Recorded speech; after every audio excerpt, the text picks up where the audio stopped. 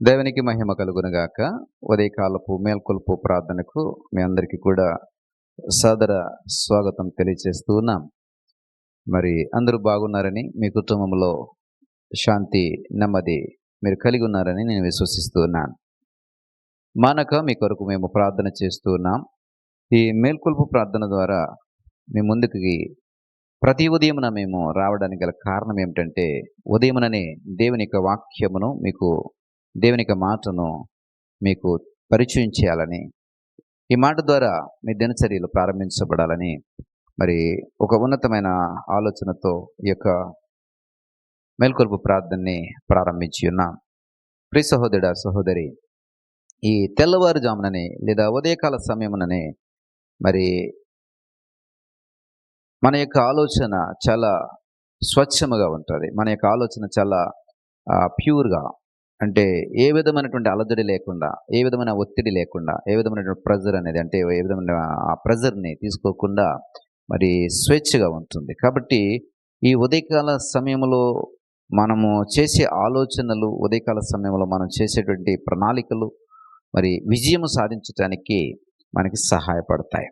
మరి సౌలు తెల్లవారుజాముననే వ్యూహరచన చేసి తన దగ్గర ఉన్నటువంటి జనమును 3 విభాగాలుగా విభజించి అమ్మోనీయుల మీదకి యుద్ధానికి వెళ్ళినట్టుగా, ఆ వ్యూహ రచన ప్రణాళిక చేసినట్టుగా 1 సమూయేలు గ్రంథం 11వ వచనంలో మనము చదువుకుంటాం.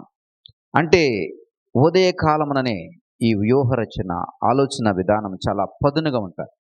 మరి పదునైనటువంటి రీతిలో నువ్వు ఆలోచన చేయగలిగితే మరి చక్కటి ఫలితాలను చూడగలుగుతాం.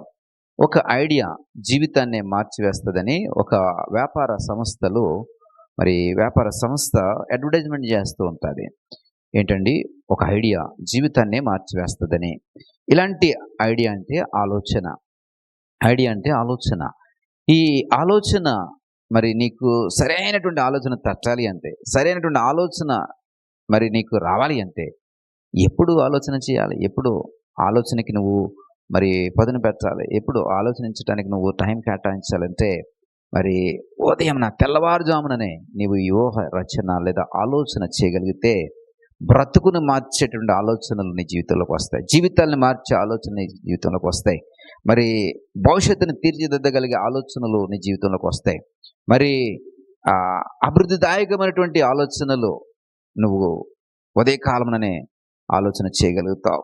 అంతటి శక్తివంతమైన మరి పదునెక్కినటువంటి ఆలోచనలు ఉదయకాలమున మరి తడతాయి, మనకి మరి వస్తాయి. కాబట్టి ప్రియ సహోదర, సహోదరి, ఈ మాట మీకు మరి అర్థమైంది అనుకుంటున్నా. మీలో చాలామంది ఈ అనుభవాన్ని కలిగి ఉంటారని కూడా అనుకుంటున్నాను. ఎందుకంటే మరి అభివృద్ధి చెందిన వారు లేదా మరి చక్కటి ఉన్నతమైన స్థితిలో ఉన్నటువంటి వారు, వారి యొక్క ఆలోచనలన్నీ కూడా ఉదయముననే మరి చేసి ఉంటారని నమ్ముచున్నాను. ఎందుకంటే ఆ ఉదయకాలపు ఆలోచనలు అంత శక్తివంతంగా ఉంటాయి. కాబట్టి ప్రియ సహోదర, సహోదరి, మరి ఏదో బ్రతికేస్తున్నామండి, లేకుంటే ఏదో ఎలా జీవించేస్తున్నామండి, ఏదో అలా సాగిపోతే చాలండి అనేటువంటి గుమస్తా ఉద్యోగాలు లేదా గుమస్తా బ్రతుకులు లేదా బానిస బ్రతుకులు, గుమస్తా అనేటికంటే కూడా బానిస బ్రతుకులు మనము కలిగి ఉంటే కనుక దానికి నేను ఏమి చేయలేను. కానీ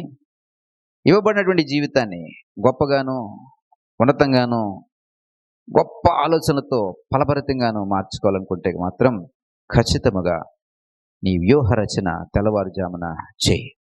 నీ బ్రతుక్కి, నీ జీవితానికి, నీ కుటుంబానికి, నీ భవిష్యత్తుకి, మరి రాబోయే తరములకు కూడా నీ ఆలోచన ప్రయోజనకరంగా ఉంటుంది. అలాంటి వ్యూహ రచన కొరకే నిన్ను స్వాగతిస్తున్నాను. ఉదయకాలపు మేల్కొల్పు ప్రార్థన ద్వారా ప్రార్థనలో ఏకీభవించు, నీ వ్యూహ రచన ప్రారంభించు, నీ ఆలోచన ప్రారంభించు. పదునెక్కినటువంటి ఆలోచనల్ని నీ జీవితంలోకి తీసుకురా. దేవుడు అద్భుతమైనటువంటి కార్యాలు నీ జీవితంలో జరిగించడానికి దేవుడు సహాయం చేస్తాడు. ప్రార్థన చేసుకుందాం. దయగల తండ్రి, కృప కలిగిన దేవా, ఉదయకాల సమయంలో మేల్కొల్పు ప్రార్థన ద్వారా ఇదిగో నన్ను తెల్లవారుజామున ప్రార్థన ద్వారా మీ సన్నిధికి వచ్చి మా వ్యూహ రచన చేయగలిగితే ఆ వ్యూహ రచన మాకు జయమిచ్చేదిగా ఉంది. అయా, తెల్లవారుజామున ప్రార్థన ద్వారా మీ సన్నిధికి వచ్చి మేము ఆలోచన చేయగలిగితే మా జీవితాలను మార్చగలిగే ఆలోచనలు మేము పొందుకోగలుగుతామని, ఆ ఆలోచనలు మా భవిష్యత్తుకి, ఆలోచనలు మా కుటుంబానికి, ఆలోచనలు మా తర్వాత తరానికి కూడా ప్రయోజనకరంగా మారుతాయని ఇదిగో ప్రభా మేము తెలుసుకుంటూ ఉన్నాం. మాకు సహాయం దయచేయండి.